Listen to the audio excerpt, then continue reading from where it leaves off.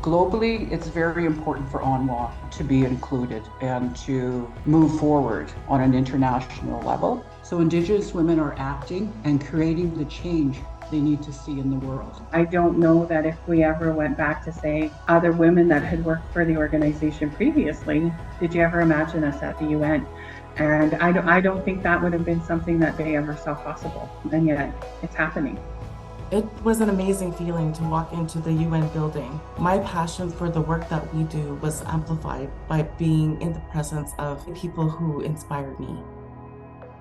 One thing that we have learned over the time is that international advocacy is an option. I don't think a lot of people realize it's there. What is your purpose? What exactly do you want to do is question one. And then you can start to plan around how you're going to use these international mechanisms to further your advocacy efforts. I think about the work that we do when we go to these international events, such as the United Nations in New York or Geneva.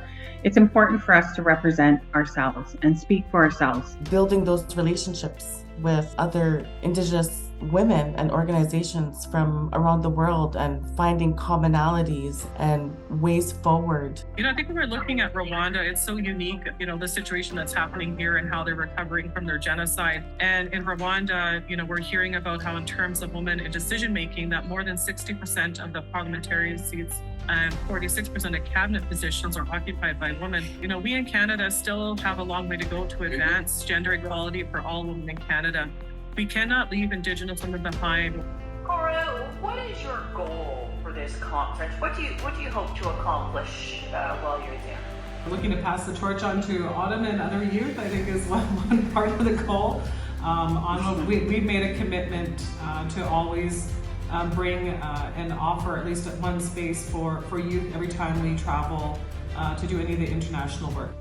The benefit for ONWA youth to attend these gatherings and these conferences is an opportunity to learn, an opportunity to hear people's stories and to communicate what our issues and similarities are. When we talk about opening doors for our young people, we took our youth board members there, and they were able to speak and do interventions at this global level.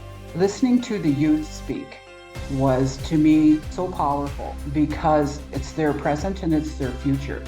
And to hear them talk with such passion about what needs to get changed and what needs to be changed. And they're very forthright in what they want to say and what they want people to hear.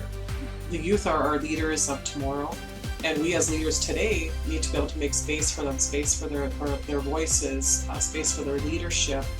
The ONWA leadership has been so amazing at intentionally creating space for youth at these forums. Indigenous women are the experts in their own lives and experiences, and we need to be the ones leading the way. We have the answers from working with our communities, from the knowledge of our ancestors that have been passed down generation to generation, and we know the way forward to create safer and healthier communities, not only for Indigenous women and girls, but for everyone.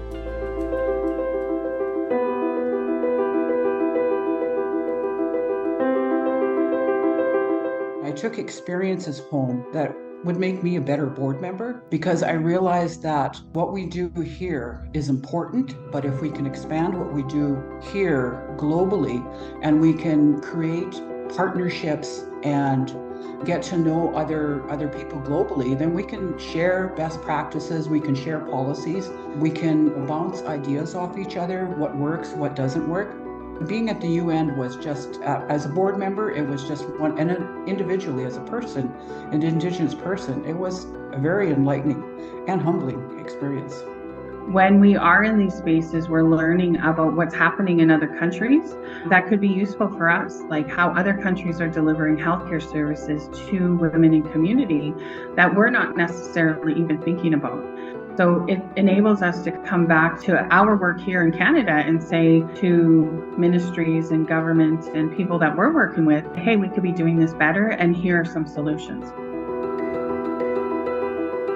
There's a fear that some people feel in traveling the world and experiencing it, taking chances to have your voices heard and reclaiming your voice. We do have capacity as Indigenous women. We don't need others speaking for us. We have the capacity, we have the skill sets, we have the knowledge. And now it is time. It is time for us as Indigenous women to claim that leadership space, to demand it, to take it, and to take the action with us.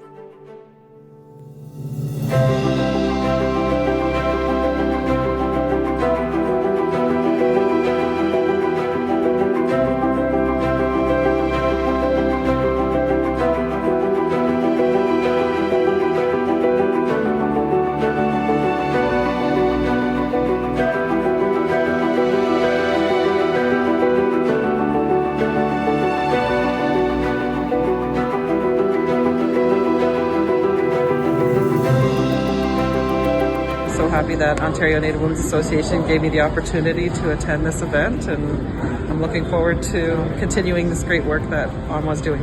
What was really great to hear and see was our community members and our board members and our senior staff advocating for changes on a global level for preservation of our heritage, our knowledge, our ancestral traditions. We need to get back to relying on those and using those to help Mother Earth heal itself for our grandchildren and our grandchildren's grandchildren. It was a great message when we talked about language and how to, because I think that's what a lot of the communities are doing right now, trying to get their language back. How about you, Elena, as a youth member? Yeah, it's so exciting to be here, and I feel like it's such an uplifting experience to be around such strong women. So that's been my favorite part of this whole journey. My experience was amazing. I'm always honored to come and be a part of the ONWA delegation and to share Indigenous women's experiences and listen and learn about what's happening in other Indigenous communities globally. How'd you like New York, Kitty? The United Nations. Too big.